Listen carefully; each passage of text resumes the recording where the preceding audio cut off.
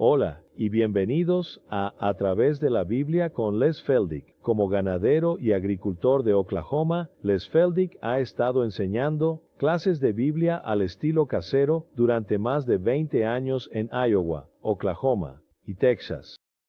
El estilo único de enseñanza de la Biblia de Les Feldick ha hecho que los libros de la Biblia cobren vida.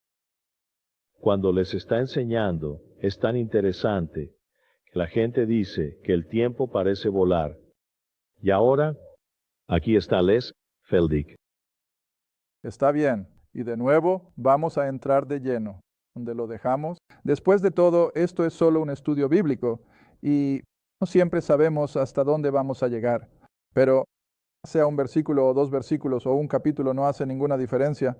Lo vamos a tomar como venga. Y de nuevo, para todos aquellos que se están uniendo a nosotros por televisión, ¿cómo están? Solo te agradecemos por tu respuesta, te agradecemos por tus cartas, tu ayuda financiera y nosotros simplemente, bueno, ahora solo vivimos para la hora del correo, eso es todo. Iris y yo abrimos cada carta. Sin embargo, espero que no nos volvamos tan grandes que no podamos hacer eso.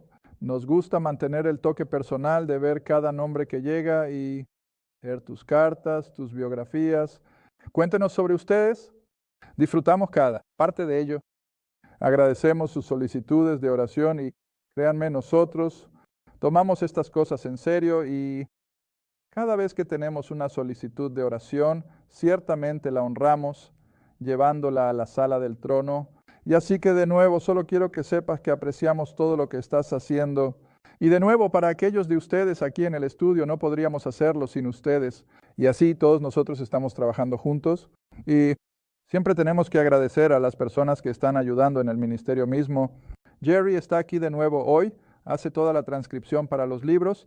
Y por supuesto, Margaret Rainwater está aquí hoy, pero ella se encarga de toda la contabilidad. Ella tiene un poco de ayuda, pero no mucha. Y Deckard prepara todo para la imprenta. Y simplemente tenemos a tantas personas que ponen su esfuerzo y su tiempo, y solo. Tengo que decir gracias a todos. Está bien. Creo que todos ustedes son conscientes ahora de que todos los programas pasados están disponibles en video y en los pequeños libros impresos por los que acabo de darle crédito a Jerry por transcribir. Y son palabra por palabra. Hemos tenido muchas personas que dicen todo lo que tengo que hacer es cerrar los ojos y puedo escucharte. Así que no están vestidos de manera formal. No están editados, pero son prácticamente lo que enseñamos al aire. Y si estás interesado, escríbenos o llámanos y te enviaremos la información. Está bien, volvamos justo al punto donde lo dejamos. Como dije en Gálatas capítulo 1 y ahora versículo 13, continuando. Y recuerda, como hemos introducido el libro de Gálatas, Pablo está frenéticamente respondiendo a las enseñanzas falsas que han llegado a las congregaciones que él había establecido allá en Asia Menor, que por supuesto hoy en día es lo que llamamos la tierra de Turquía, y Galacia estaba justo abajo, prácticamente en el medio de lo que ahora es Turquía, y especialmente creo que los galatios, las iglesias estaban probablemente en la mitad sur de esa parte de Turquía, estaban siendo bombardeadas por maestros falsos que afirmaban que no podían ser salvos por la fe y solo por la fe, tenían que circuncidarse y tenían que cumplir la ley de Moisés, o no podían ser salvos. ¿Te suena? Bueno, no tenemos la circuncisión como tal, pero tenemos muchas otras cosas que están en la misma categoría. Es eso lo que puedes hacer, y eso es lo que son las obras, y no hace nada más que traer la anatematización de Dios mismo. Está bien. Ahora, versículo 13, continuando, Pablo dice, ¿han oído de mi manera de vivir en tiempos pasados en la religión judía? Recuerda, él era un fariseo de fariseos, dice en Filipenses, estoy seguro de que era miembro del Sanedrín y, como tal, me alegra que otros hayan confirmado mi pensamiento. Debió haber sido esposo y padre, o no habría sido miembro del Sanedrín. Y siento que él era así porque dice en Hechos capítulo 26 que cuando estaban persiguiendo a estos creyentes judíos y los llevaban ante los consejos religiosos, él, junto con otros, votó para que los condenaran a muerte o los metieran en prisión. Así que eso nos dice bastante justo ahí. Así que él lo era, él estaba muy alto en los escalones del judaísmo, tal como se conocía. en la época de Cristo y el culto en el templo, y ahora leyendo sobre cómo eso era más allá de lo que se puede medir, más allá de lo que se puede medir, en otras palabras, era despreciable. Perseguí, presioné la asamblea, Dios. Ahora uso la palabra asamblea aquí a propósito porque demasiadas personas se confunden al pensar que la palabra iglesia siempre significa lo que llamamos la iglesia, el cuerpo de Cristo, y no lo es. Y lo he puesto en la pizarra varias veces en el pasado, quizás debería hacerlo de nuevo.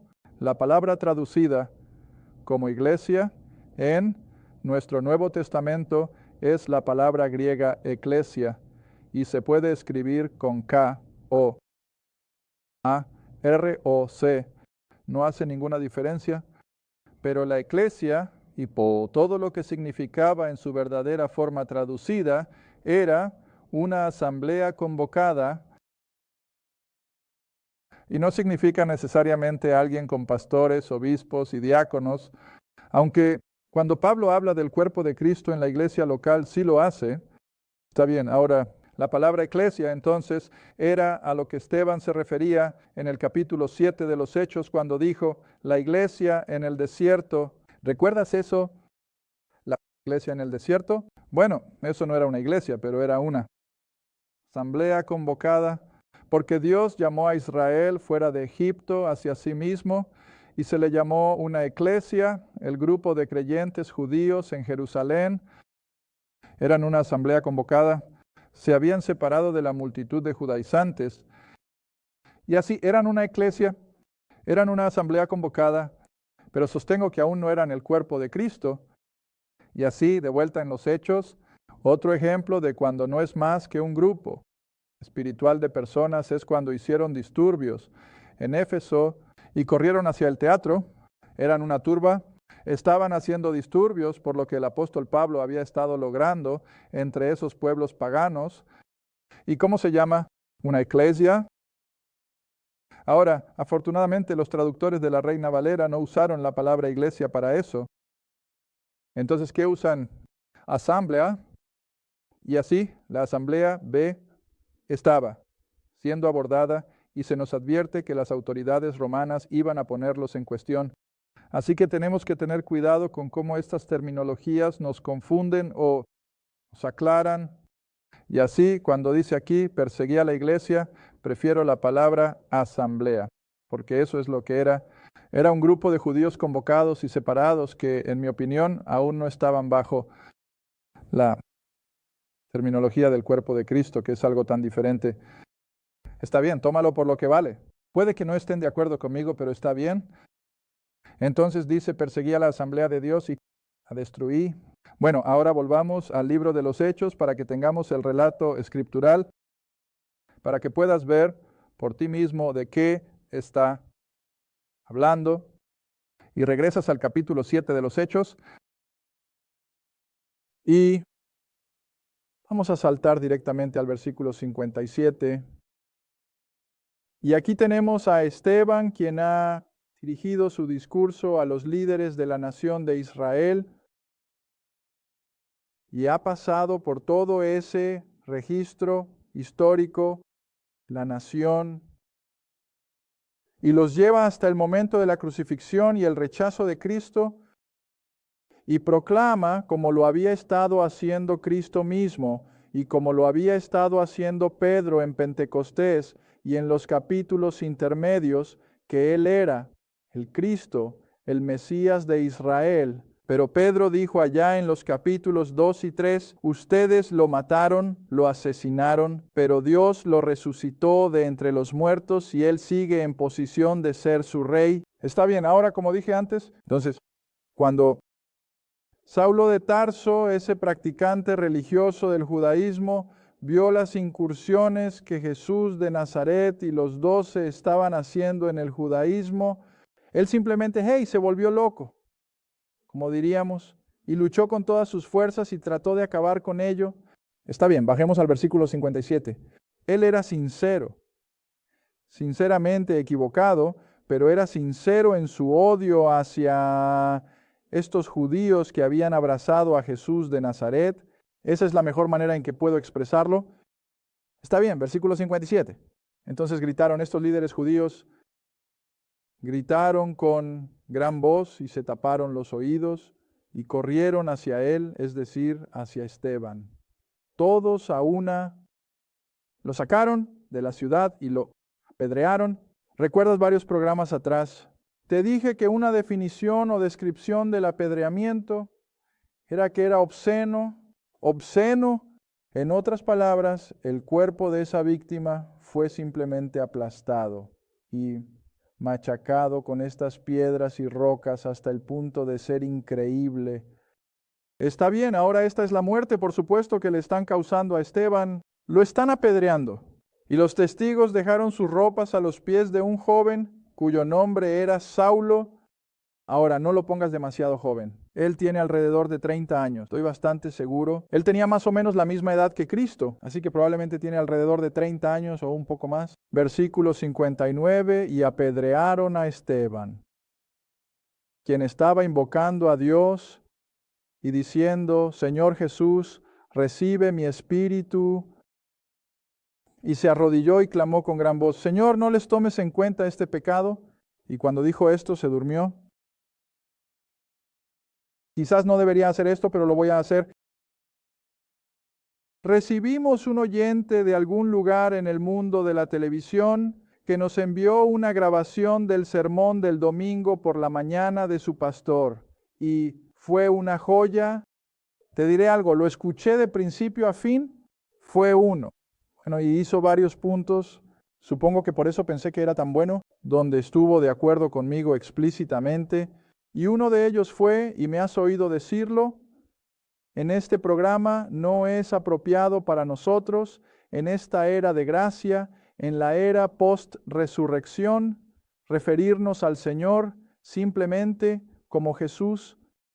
Ese era su nombre en la carne en humillación. Y este caballero hizo el punto, y por eso lo estoy repitiendo, nunca en todo el relato escritural, los apóstoles, los 12, lo llamaron Jesús, lo llamaban Señor o Maestro, pero nunca lo llamaron Jesús. Ahora los que se burlaban lo hicieron, pero sus seguidores nunca lo hicieron. Y de la misma manera aquí, ¿lo ves? Eso es lo que me hizo pensar en ello. Y el versículo 59. Y apedrearon a Esteban, quien estaba invocando a Dios y diciendo, Jesús, recibe mi espíritu. Señor, Jesús, ¿ves? Y no es eso lo que he dicho en este programa hace un tiempo. La única forma apropiada de dirigirse a Él hoy en día es Cristo o el Señor, Jesús o el Señor, Jesús, Cristo o el Señor. Pero nunca te acerques, Él solo como Jesús. No es apropiado desde el punto de vista escritural. Está bien, entonces sigue leyendo. Y él dice, Señor Jesús, recibe mi espíritu. Y se arrodilló y gritó con voz fuerte, Jesús, no. Que dice, Señor, mira, Señor. De la misma manera, el apóstol Saulo ahora en una o dos ocasiones, sé que usa el término Jesús, 1 Tesalonicenses capítulo 4 es uno de ellos. Pero siempre Saulo dice el Señor, Jesucristo o Jesucristo, nunca solo Jesús. Simplemente no es apropiado ahora, después de su resurrección. Bueno, hay otro que es gratis. Está bien, ahora ven al capítulo 9 y recogeremos una descripción de Saulo de Tarsus en su odio por cualquier cosa relacionada con los seguidores de Cristo. Hechos capítulo 9, versículo 1. Y Saulo, del que acabamos de leer en el capítulo 7, y Saulo aún o todavía continuando, respirando amenazas y qué masacre. Ahora recuerdas que mencioné en uno o dos programas que las personas religiosas judaicas tenían influencia con Roma, tenían bastante, y fue solo su propia obstinación la que llevó a la caída de la ciudad de Jerusalén a manos de Tito.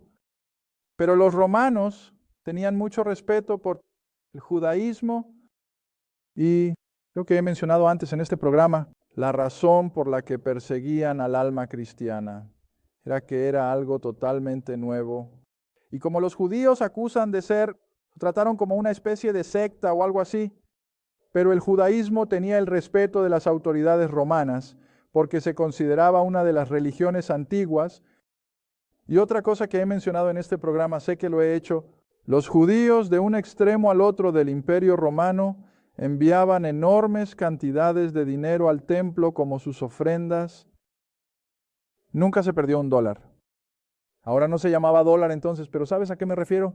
Nunca perdieron ni una onza. Esos regalos que se enviaron al templo porque Roma los reconocía y los protegía, ahora también tenían suficiente influencia, como dije antes, que podían exigir realmente extradición de judíos con los que querían tratar en su propia religión y llevarlos de vuelta a Jerusalén. Y por eso Saulo tenía la autoridad para ir a Damasco, que estaba fuera de Israel, estaba en Siria, y sin embargo Roma le permitió ir a Damasco a arrestar judíos, literalmente arrastrarlos de vuelta a Jerusalén. ¿Ves? Es asombroso. Está bien, ahora sigue leyendo. Y así aquí tienen la masacre. Los estaban condenando a muerte. Contra los discípulos o los seguidores, el Señor. Y fueron al sumo sacerdote, o Saulo lo hizo, y le pidió cartas para Damasco, para las sinagogas. Mira, no iba a preocuparse por la población siria. Todo lo que quería eran esos judíos que habían abrazado la fe en el Mesías. ¿Está bien? Y así tenía cartas para ir a las sinagogas en Damasco, que si encontraba alguna, de esta manera, que seguían a Cristo como su Mesías, ya fueran hombres o mujeres, para que pudiera llevarlos atados a Jerusalén. Era vicioso, no tenía edad. No le importaba si eran jóvenes o viejos, si eran hombres o mujeres, si habían abrazado a Jesús de Nazaret como su Mesías. La actitud de Saulo era que no valían la pena vivir. Deshazte de ellos. No son más que una amenaza para mi religión. ¿Está bien? ¿Tienes la imagen? Ahora vuelves a Gálatas y el pobre hombre nunca superó eso. Me imagino cómo sufrió. Debió recordar constantemente todas las ramificaciones de su apostolado. Está volviendo. Lo que se siembra se cosecha, y lo que le pasaba a él estaba volviendo. ¿Está bien? Así que en el versículo 13, ¿cómo más allá de lo que se puede medir? Perseguí literalmente. Los perseguí hasta los límites de mi autoridad y la desperdicié. ¿La desperdicié? ¿Qué significa eso? Totalmente destruido donde quiera que iba. Ahora, evidentemente había avanzado tanto en el área de Jerusalén y Judea que pensaba que ya había limpiado bastante la casa y no quedaba nada más por hacer. Así que dice, está bien, sumo sacerdote, déjame ir a Damasco. Todavía hay algunas de estas personas allí y sabemos, incluso por las excavaciones arqueológicas, que muchos de estos creyentes judíos tuvieron que huir de Jerusalén por miedo a la persecución de Saulo y de otros religiosos. Muchos de ellos migraron hacia el área de Galilea. Estoy tratando de recordar el nombre de una ciudad en particular. No está muy lejos de Bet-Shon, pero hay una comunidad que los arqueólogos han encontrado ahora que los identifica como judíos que habían sido seguidores de Cristo. Y así, evidentemente, algunos de ellos habían, por supuesto, llegado hasta Damasco. Está bien, volvamos a Gálatas 1. Versículo 14. No solo era un fanático religioso, que no tenía piedad, que no tenía remordimientos al condenar a muerte a estos creyentes judíos. Además de eso, ¿qué más lo motivó? ¿Dinero? ¿Te suena? ¿Dinero? ¿Se benefició en la religión los judíos? Ahora, siempre les he dicho a mis clases y creo que hecho, incluso lo he puesto en el programa. Si entras en cualquier religión del mundo y vas a sus sedes, a sus altos mandos, ¿qué encuentras? Riqueza. Riqueza. Tremenda. Riqueza. ¿Y dónde lo han obtenido? De los peones de allá abajo, en los niveles más bajos. El judaísmo no era diferente. ¿Por qué? No, esto es todo sentido común. ¿Por qué Jesús echó a los cambistas del templo? ¿Qué estaba pasando? Oye, era un soborno, era corrupción. Estas pobres personas que viven en los pequeños callejones y chozas de Jerusalén no podían permitirse ir a uno de los rebaños en las colinas de Judea y comprar un cordero bonito y llevarlo al templo. No podían permitírselo ni tenían lo que se necesitaba para hacerlo. Entonces, ¿qué tenían que hacer? Bueno, tenían que comprar algún tipo de sacrificio por algún tipo de... El salario de un peón para cumplir con las demandas de su religión. ¿Y qué estaban estableciendo estos líderes religiosos?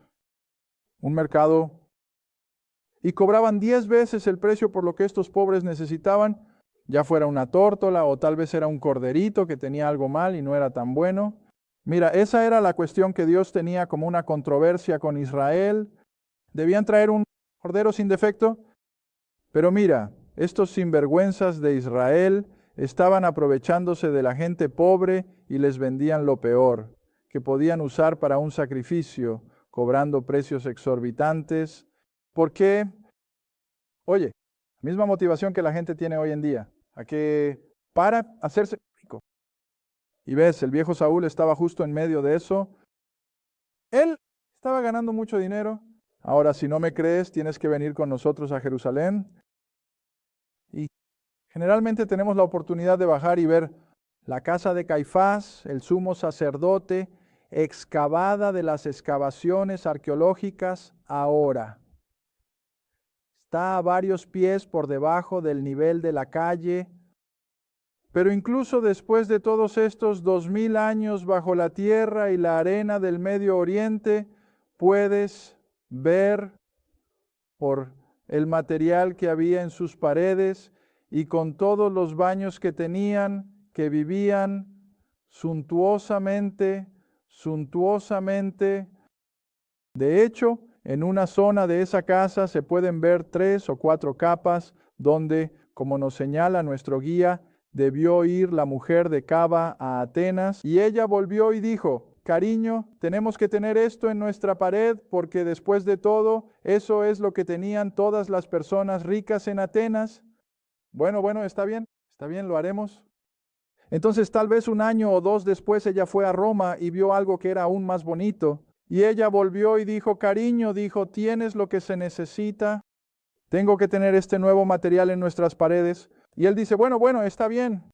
Y así había alrededor de 4 capas y podías ver que cada una era hermosa y debió haber costado enormes cantidades de dinero. Vivían suntuosamente. ¿Por qué? Porque se estaban alimentando de los ingresos de esa religión. Oye, la religión siempre ha sido así. Y les digo a las personas: mira, cualquier religión en la faz de la tierra esta noche, y si subes a los niveles más altos, encontrarás lo mismo. No ha cambiado. La raza humana no ha cambiado ni un ápice en 6000 años. A medida que se corrompen y se vuelven más corruptos y se vuelven más. ¿Y quién era el viejo? Dicho eso, no puedo recordar, pero nunca olvidaré cómo va cuando he perdido el hilo. Corrupción.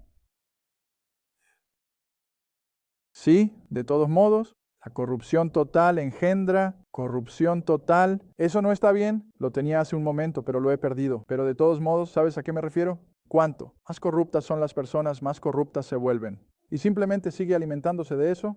Escucha, este era Saulo de Tarso. Ese es el punto que estoy tratando de hacer.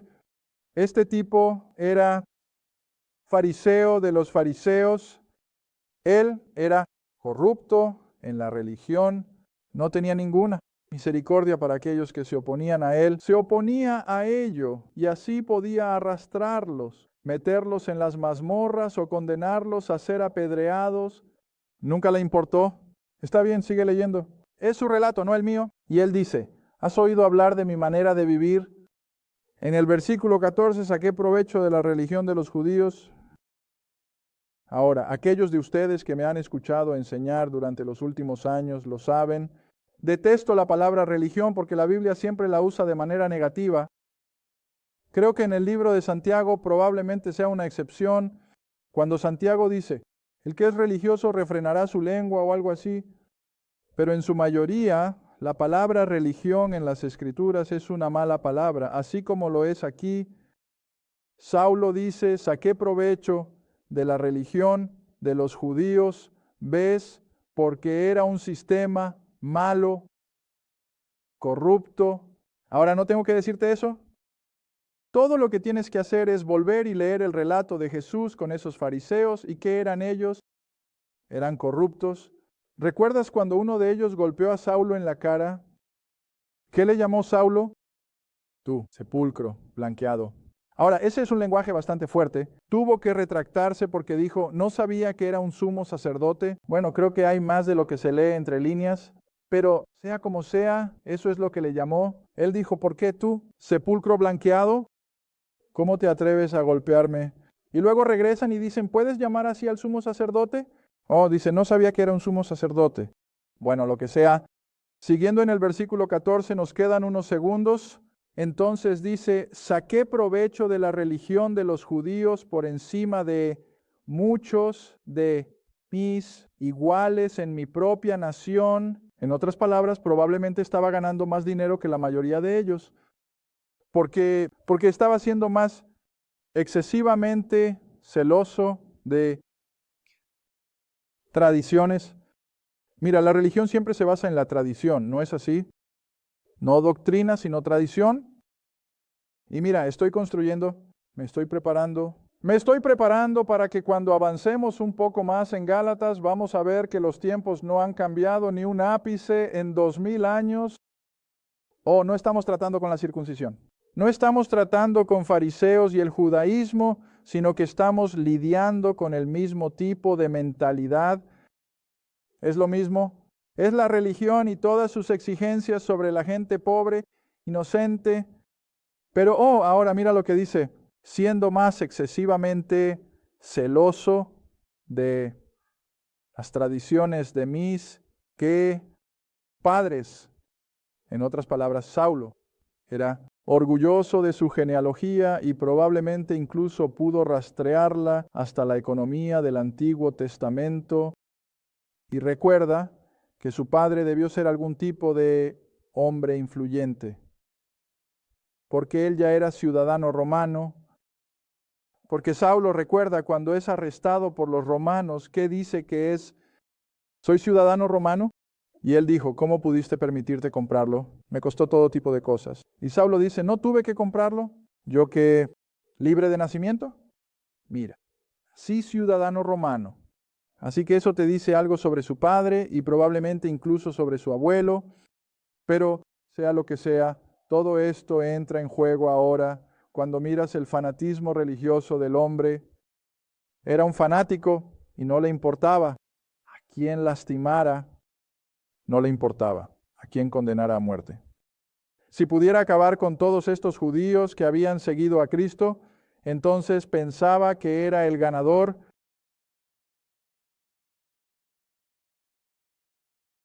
Gracias por ver a través de la Biblia con Les Feldick, un estudio bíblico semanal. Si deseas más información sobre los ministerios Les Feldick, un estudio bíblico en tu área, o sobre este programa, escribe a Les Feldick Ministries, Ruta ¿no? Caja 760, Quinta, Oklahoma, 74552. Esa es la Ruta 1, Caja 160, Quinta, Oklahoma, 74552. A través de la Biblia, con Les Feldick, es apoyado por los espectadores y tu donación es apreciada. Gracias, y asegúrate de sintonizar la próxima vez para A través de la Biblia, con Les Feldick.